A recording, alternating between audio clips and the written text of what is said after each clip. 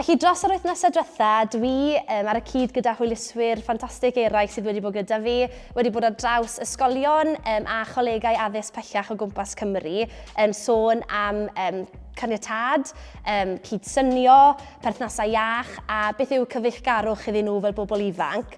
Dyn ni wedi bod yn gweithio mewn grwpiau mawr a mewn partneriaid, a dyn ni wedi bod yn trafod popeth o dan y pynciau o cydsyniad ag perthnasau iach. We've been looking at consent and looking at relationships and looking at how they're viewed in social media and how that all comes together and just about consent relationships as young people, I think. Holl ffordd o beth yw consent I sut I teimlo fe mewn pobl o gwmpas a I sut I recogneiddio os mae problem 'da rhywun arall. Mae jyst wedi bod yn rili agored I drafod ac I rhannu syniadau, sgwennu pethau lawr. Trafodaethau dwys, difyr, sydd yn llawn syniadau a gweledigaeth sydd yn rhoi ffydd fi'n credu I y genhedlaeth nesaf wrth glywed y bobl ifanc yn siarad.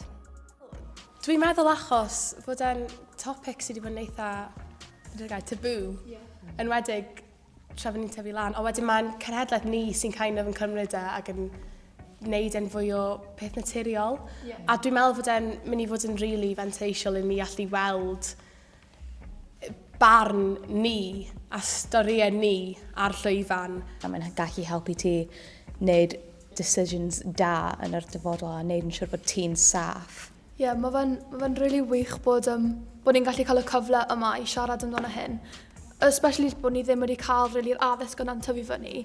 Mae fe'n really, reassuring bod ni efo rhywbeth I fel, bod ni efo pobl sy'n deall a bod e'n iawn I siarad am pethau fel yna, achos oedden ni wedi tyfu fyny'n dweud, falle bod hynna, dy ddim yn gywir, ond mae fe yn gywir a mae pethau fel yna mor bwysig I sôn am.